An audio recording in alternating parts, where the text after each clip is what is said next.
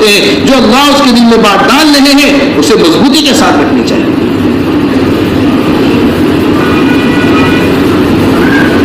عمر ابن خطاب رضی اللہ تعالیٰ پیار کیا کرتے تھے. ابو بکر رضی اللہ تعالیٰ کا سر پکڑ گیا, ارے عمر کیا کر رہے ہو؟ وہ دن یاد آ رہا ہے جس دن آپ نے یہ کہا تھا کہ جماعت تو روانہ ہونی ہی ہونی ہے, جو جی چاہے ہو جائے. اسے یاد کر کر کے آپ کو پیار کر رہا ہوں. قسمیں کھایا کرتے تھے ابو ہریرہ کہ اگر زمین پر اللہ کو کوئی سجدہ پاک کرنے والا باقی نہ رہتا اگر ابو بکر رضی اللہ تعالیٰ یہ کہا کرتے تھے عمر ابن خطاب, آپ عمر کی پوری زندگی لے لیجئے, عمر کی نیکی لے لیجئے اور آل عمر کی ساری نیکی, میری نیکی نہیں سی, میرے پورے خاندان کی نیکی لے لیجئے, اپنی زندگی کی ایک رات دے دیجئے, ایک دن دے دیجئے, ایک رات ایک دن کا سوال لیجئے. ان 3 راتوں میں سے جو آپ نے غار ہرا میں غار طور میں گزاری اللہ کے رسول کے ساتھ, ایک رات دے دیجئے اور وہ ایک دن دے دیجئے جس دن آپ نے فیصلہ کیا تھا کہ اسامہ کا لشکر تو روانہ ہو کر ہی رہے. میرے محترم دوستوں, سمجھو بات کو اچھی طریقے سے. پھر دوسری چیز, ہمارے مشوروں کے اندر تقاضے ہونے چاہیے اہتمام سے, جھگڑے فساد نہیں, شور شرابہ نہیں. اختلاف رائے رحمت ہے, اور جب یہ اختلاف مخالفت بن جاتا ہے زحمت ہی زحمت.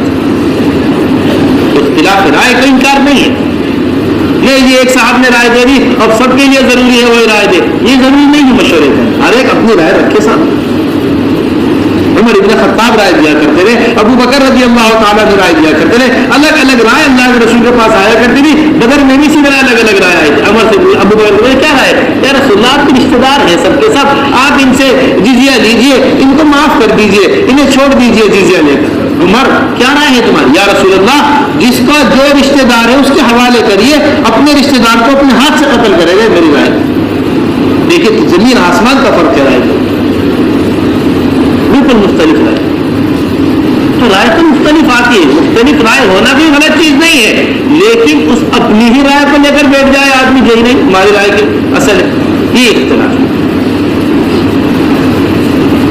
تو مخالفت نہیں ہونی چاہیے. عثمان غنی رضی اللہ تعالیٰ عنہ, علی ابن ابی طالب کے بارے میں آتا ہے, ایسا اختلاف رائے ہوا کرتا تھا کہ لوگ سوچا کرتے تھے کہ ابھی یہاں سے اٹھیں گے تو دونوں ایک دوسرے کا چہرہ نہیں دیکھیں گے. جب اٹھا کرتے تھے پہلے سے زیادہ دونوں میں آپس میں محبت ہوا کرتی تھی, پہلے سے زیادہ دونوں شیر و شکر ہوا کرتے تھے, پہلے سے زیادہ دونوں آپس میں پہلے قریب ہوا کرتے. یہ ہوتا ہے ان کے دل میں حق ہوتا ہے.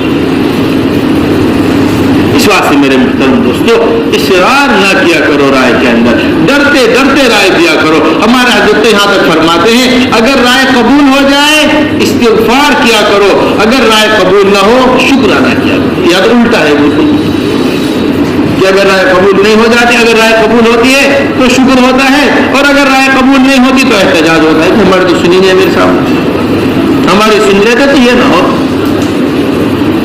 نہیں, شکر ہے اللہ کا کہ میری رائے قبول نہیں, میرے دین کے سفار سمجھ کر دیتی نہیں قبول ہے, اللہ کا شکر.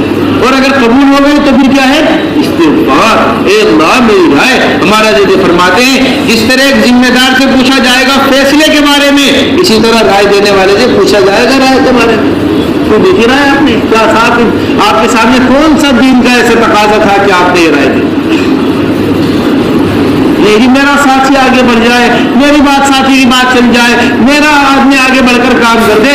ابو بکر رضی اللہ تعالیٰ عنہ نے جب ایک جماعت روانہ کی تو اتنی نصیحت کی تھی, دیکھو اپنے ساتھیوں کو آگے مت بڑھانا, ایسے آدمی کو کام مت دینا جو اس کے اندر صلاحیت نہ ہو کرنے کی.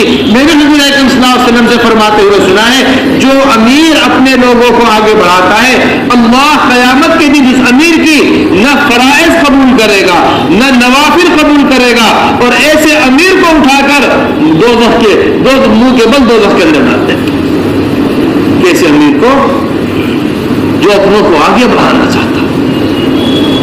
یہ مزاج عمر ابن خطاب تو مزاج ہے, اور مورخین نے کھل کر لکھا ہے اس کو. پوری زندگی میں اپنے کسی رشتہ دار کو کوئی مقام نہیں دیا, ایک رشتہ دار کو عہدہ دیا تھا اسے بھی معذور کر دیا. اتنا اہتمام ہوا کرتا, اتنا ڈر ہوا کرتا تھا ان لوگوں کی. عبداللہ ابن عمر کو 6 آدمیوں کی شورا میں رکھا تھا, اور عبداللہ ابن عمر کے بارے میں کہا تھا دیکھو اس ابن عمر کو امیر نہ بنانا, تم 5 کے 5 مل کر بھی اسے امیر نہ بنا دیں.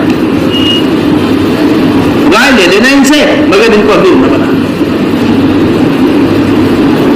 میرے محترم ہر بات کو سمجھنا پڑے گا اچھی طریقے سے، کیا آداب مشورہ ہے، کیا یہ نہیں کہ شب گزاری ہو گئی مشورہ ہو گیا جی ہم چلے گئے واپس، نہیں، ہمارے مشوروں کے اندر تقاضے پیدا ہونے چاہیے، ہمارے مشوروں کے اندر کام بڑھنا چاہیے، ہمارے مشوروں کے اندر ایک ایک ملک کو بیٹھ کر سوچنا چاہیے، ہمارے مشورے کے اندر دعوت کے اہم تقاضے کھلنے چاہیے، ایک ایک مسجد کے اندر کیسے کام پہنچے اس کو بیٹھ کر باقاعدگی کے ساتھ سوچنا چاہیے۔ آپ کے یہاں جمع ہونا بیان سننے کے لیے نہیں ہے، آپ کے یہاں جمع ہونا تقاضوں کو پورا کرنے کے لیے۔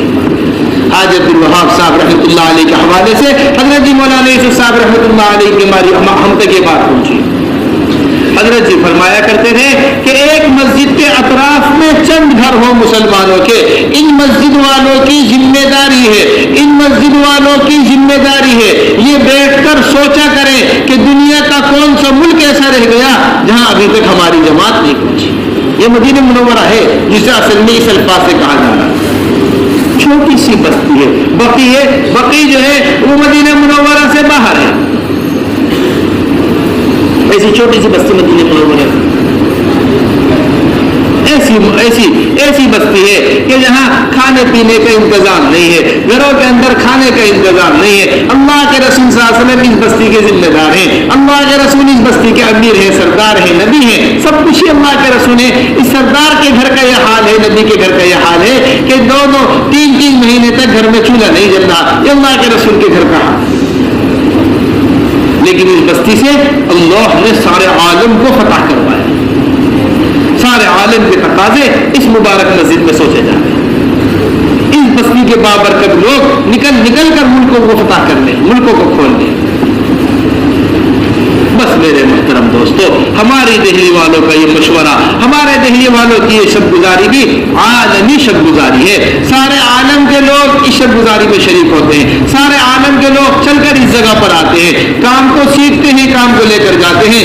اگر ہمارا سوچ ہماری حلقے کی رہ گئی، ہماری سوچ ہماری پٹی کی رہ گئی، ہماری سوچ ہماری مسجد کی رہ گئی، تو کبھی بھی ہم سے اللہ تبارک و تعالیٰ عالمی تقاضے پورے نہیں کر پائیں گے۔ آپ تو اپنی شب گزاری میں ایسے بیرون کے تقاضے سوچا کرو، آپ تو اپنے شب گزاری کے اندر ایسی بیرون کی جماعتیں بنایا کرو۔ کوئی بھی ساتھی ایسا شریک نہ ہو ہماری شب گزاری کے اندر جو بیرون کے تقاضے کا لے کر جائے، یہ ہے سب کا بیٹھے کرنا ہے۔ یہ جماعت یہاں نہیں، یہاں بھیج دو، یہ جماعت اتنے کی اتنی جگہ پر بھیج دو۔ انتظام ہی انتظام غالب ہے، کام غالب نہیں ہے بے فکروں کے اوپر۔ یہ ساری انتظامی لائن کی چیزیں ہیں نا، فلاں کا ویزا ہوا، فلاں کا ٹکٹ ہوا، فلاں جماعت اس جگہ چلی جائے، فلاں جماعت اس جگہ چلی جائے، فلاں مسجد میں یہ کام ہو جائے، فلاں مسجد کے اندر یہ کام ہو جائے۔ ہم انتظام کو کام سمجھے ہوئے ہیں، جبکہ کام کچھ اور ہی ہے۔ جمع ہونے کا مقصد مشورے نہیں ہے۔ ہمارا حضرت فرمایا کرتے رہے، ہمارے حضرت جی مولانا یوسف صاحب رحمۃ اللہ علیہ فرماتے رہے، ہمارے جمع ہونے کا مقصد تفہیم نہیں ہے، ہمارے جمع ہونے کا مقصد تشکیل ہے۔ شب گزاری ہو گئی، مقامی کام سمجھا دیا، شب گزاری ہو گئی، صفات کے اوپر بات ہو گئی، شب گزاری ہو گئی، اچھا بیان ہو گیا، ہم نے بیان سمجھ کر اب گھروں کو چلے گئے، یہ ہمارے سمجھ میں آ گیا، آپ نے سمجھا دیا، آپ کا کام بھی پورا، ہمارا کام بھی پورا۔ نہ سمجھانے کے واسطے جمع کیا گیا ہے، نہ آپ کو سمجھنے کے واسطے بلوایا ہے۔ کس کے واسطے بلوایا؟ کیوں جمع ہوئے ہم لوگ؟ حضرت جی مولانا الیاس صاحب کی لکھی ہوئی بات ہے، حضرت جی مولانا یوسف صاحب کی لکھی ہوئی بات ہے، شب گزاری کے مقاصد پڑھیے، اس کے اندر صاف طور پر لکھا ہوا ہے، ساری مسجدوں کا ایک رات جمع ہونا اس واسطے ہے تاکہ اپنے محلے کے تقاضے اور سارے عالم کے تقاضے اس جگہ سے کیے جائیں۔ یہ 80 سال پرانی کہیں لکھی ہوئی باتیں، 70 سال پرانی کی ہوئی باتیں،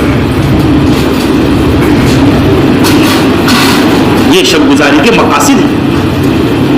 اس واسطے میرے محترم دوستو، نقل و حرکت کی اہمیت کو سمجھنا پڑے گا۔